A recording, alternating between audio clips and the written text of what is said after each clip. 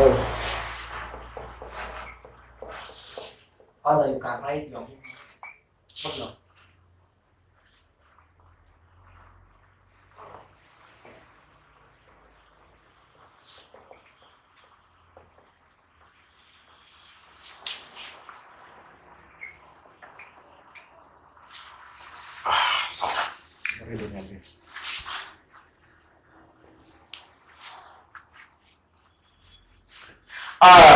Welcome. My name's Okello Jeremy, or you can call me OJ, the way I'm known as the abbreviation of the short form.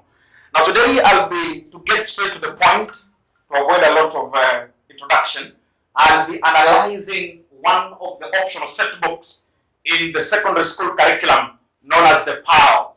Yeah, there's various set books that are taught. We have The Blossoms of Savannah, which is a novel. We have got The Doll's House, which is a play. We have got The Inheritance, which is a play, another play, also optional. But today I'll be dealing on the Pearl, and we are going to look deeply on what the Pearl is. Now, the Pearl is a novella. There's a difference between a novel and a novella. A novella is a short novel. The one that you call a novel is The Blossoms of Savannah by Henry Lecoulette. But this one, being a short novel and takes the characteristics of a novel, we call it a novella. So there are certain things that I'll be looking at today.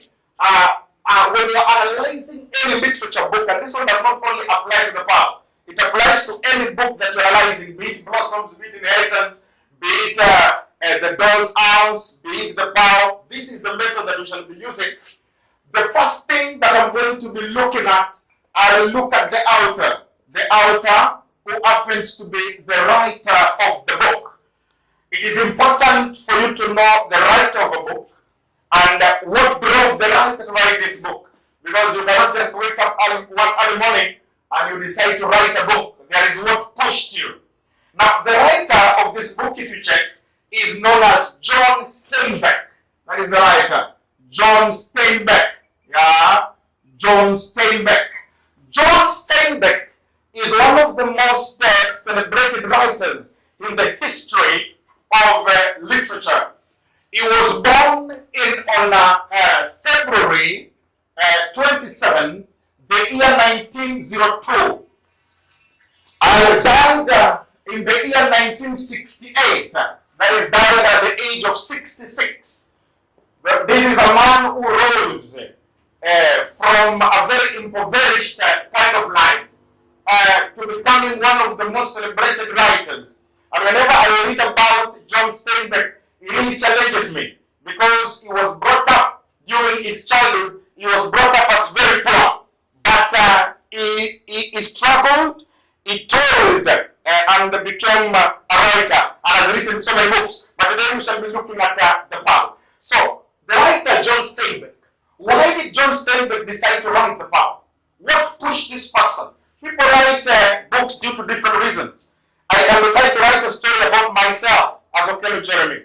There is one story written by a certain person, yeah, the one known as My Life in Prison. Yeah, that person was imprisoned and wrote about himself.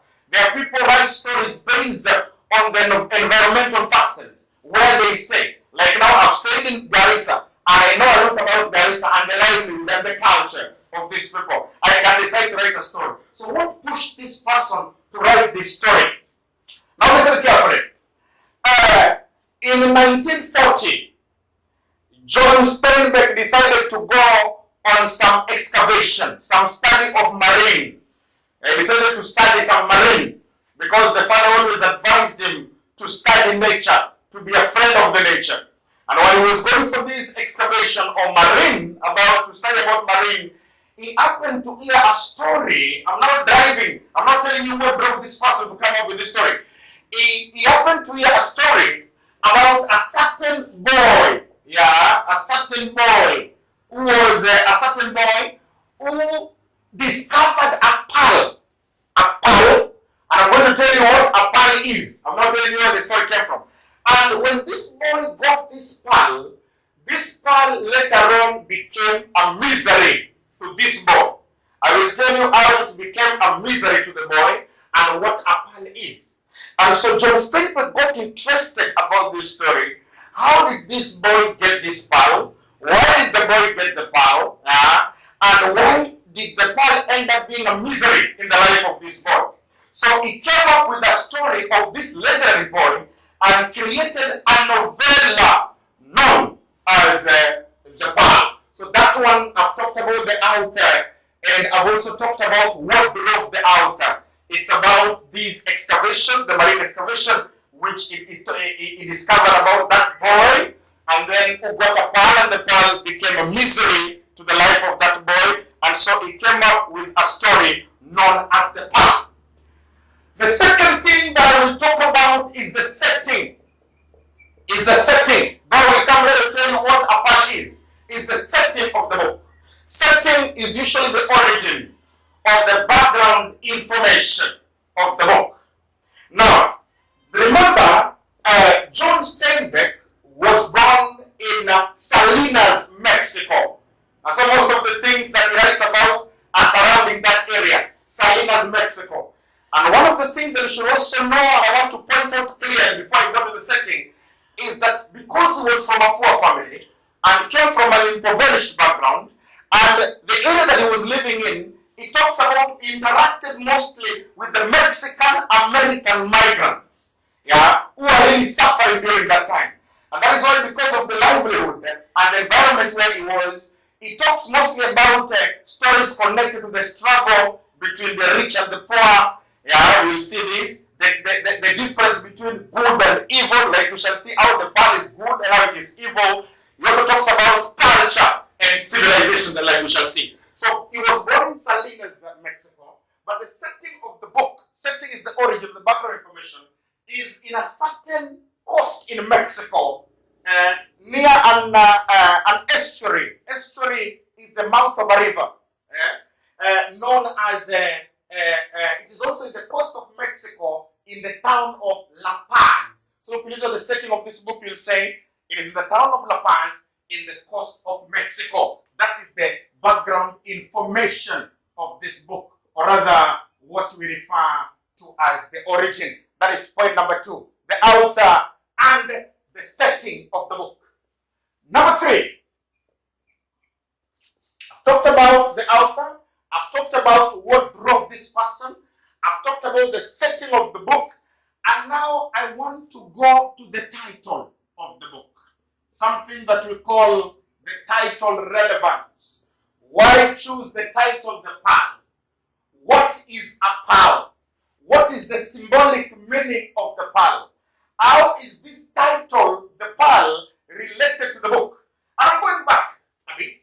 I told you that when he went for this excavation, marine excavation, and got the story about this boy who is a legend, who got this pearl, and the pearl became a misery. That is where the title came from. And as we dig deeper, we want to see what a pearl is. So the first thing we will be looking at is a pearl. Every story has got every title has got a relevance as to where you choose it. So what is a pearl? According to the Oxford Dictionary, or if you Google the meaning of the word pearl, you'll be given different meanings. But I want to give you the meaning of the pearl in the simplest way possible. A pearl, in simple terms, is a hard object, listen carefully, is a hard object which is mostly round or spherical in shape. And if you look at your books very well, you will see if we say that a pearl is a hard object which is usually spherical in shape, and it is whitish in color mostly. It is found inside the soft tissue of a shelled mollusk. Mollusk is a sea fish, or it can also be found inside the soft tissue of a shelled oyster. So it's either an oyster or a mollusk. If you open the shell, you'll find that the pearl usually lies inside on the soft tissue of the shelled mollusk, and it is whitish. Now this pearl, why is it very important? The pearl is usually used as a gemstone, or the pearl is usually used as a precious stone. It is used as a gemstone, a precious stone. It is used to make a jewelry. So that is why those people who go deep into the sea, apart from fishing only, they also get this pearl. And that is why we shall see in the story, there is a character known as Kino, who is a pearl fisherman. Yeah, means that it goes deep in the sea, obtains the mollusk, specifically to look for the pearl that is inside the soft tissue of a shelled mollusk or oyster. It is a precious, it is used as a precious stone, a gemstone. I want us to get each other, that's why I'm repeating. And if you get a pearl, it is usually connected to metaphors such as valuable. It is something valuable. It is something rare to get. It is not very easy to get the pearl. And it is something precious. So get it and get it very right. So that is the pearl. And that is the title relevance of the pearl. So we shall come to see later this pearl that you're referring to, or rather this precious, this pearl that is used as a precious stone. How will it affect the lives of some characters in this story or novella? So if you have the pearl, you have a precious thing. But now we are wondering, because we shall come to see later, in connection with the boy, it is so ironical, and we shall also see the irony of the title.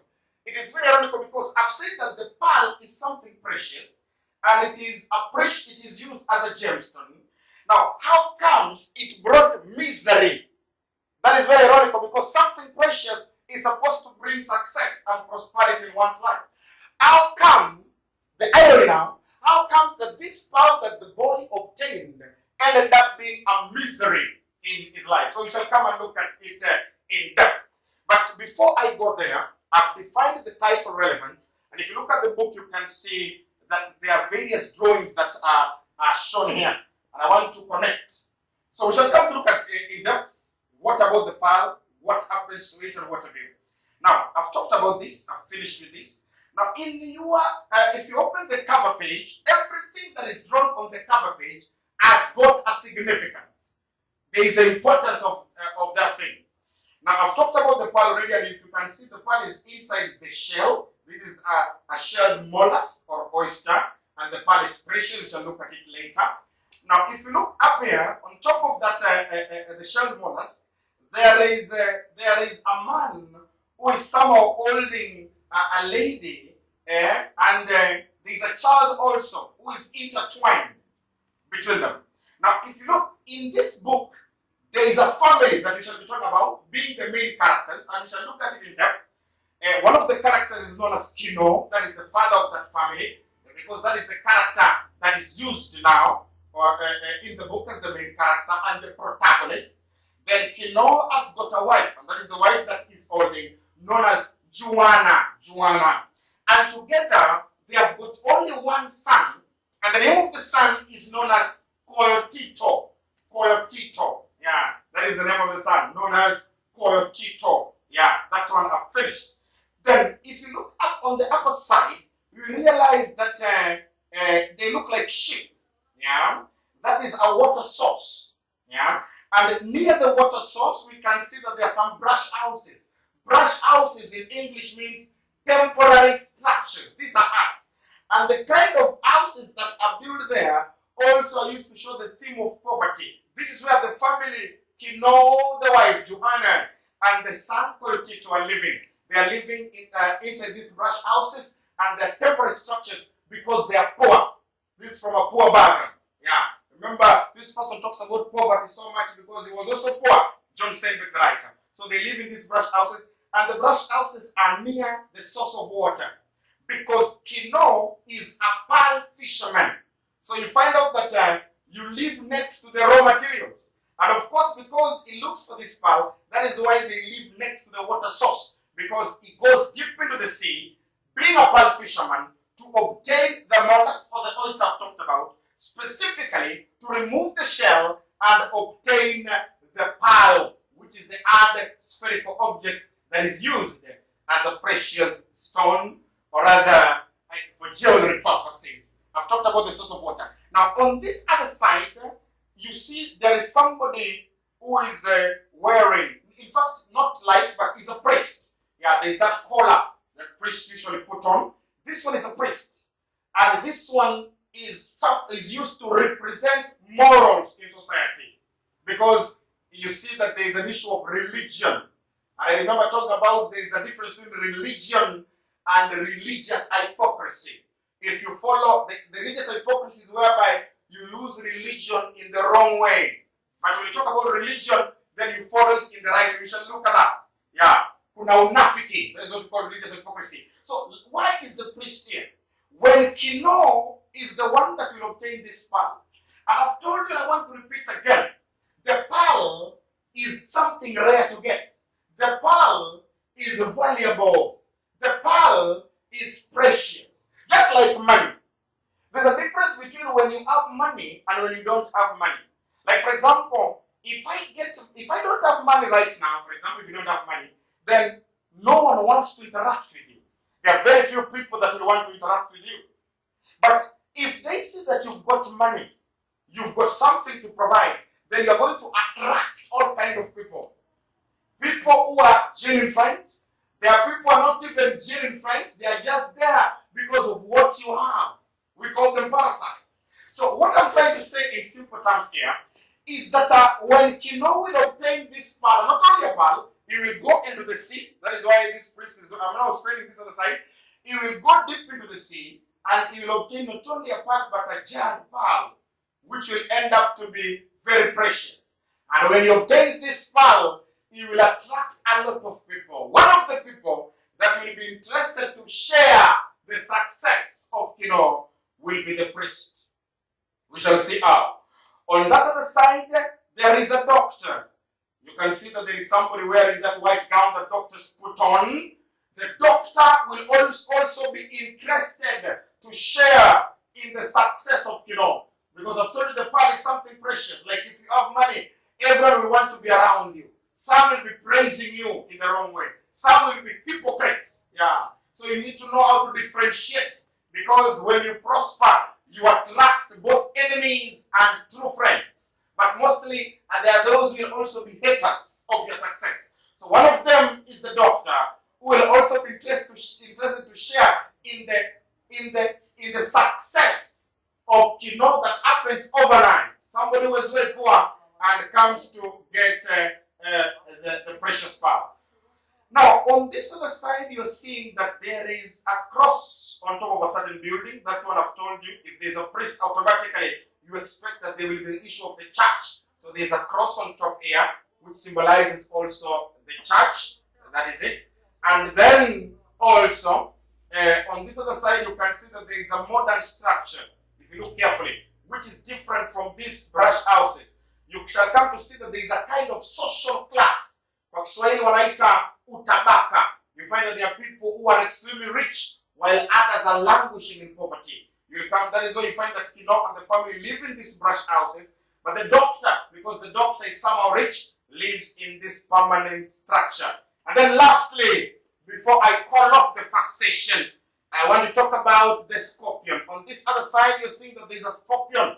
On this side, you look at this, that's a scorpion. Most of the people know very well the scorpion is poisonous. Yeah. So the scorpion in this book symbolizes what? The scorpion is a symbol of bad luck. A symbol of bad luck. Rather, you can say it's a symbol of bad omen. We shall see later in the book, let me explain a bit, that this scorpion will bite Kino, or will sting. Let me use that word.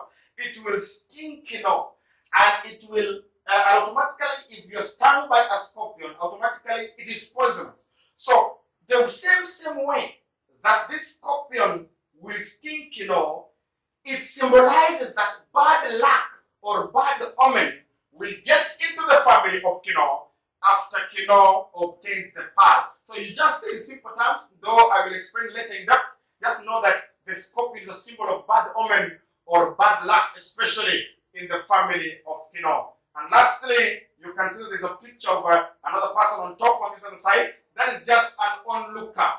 They are onlookers. Their neighbors also interested. There are people who also we call trackers. Yeah, trackers are the people who enemies who will be following Kino step by step in every step of his life to know what he's doing. Not because they are very good friends, but because they they want or they're interested in the pearl. So in short, we are seeing that the pearl attracts enemies to Kino, and that is why we are saying that this boy who got the pearl later on, what drove Kino, the writer John Steinbeck to write this story, when this boy got this pearl, it brought out misery in his life. And that is the same way that when Kino gets this pearl, a pearl that is expected to bring prosperity in his life, a pearl that is expected to bring success, a pearl that is expected to increase his class in life from one stage to another, will end up ironically not being there for success purposes. It will end up bringing misery, disaster, and regrets in his life. And thus that one is the irony of the title of the pearl. Let us call it a lesson for now, but I shall be coming later to go deeper into other things in our next lesson.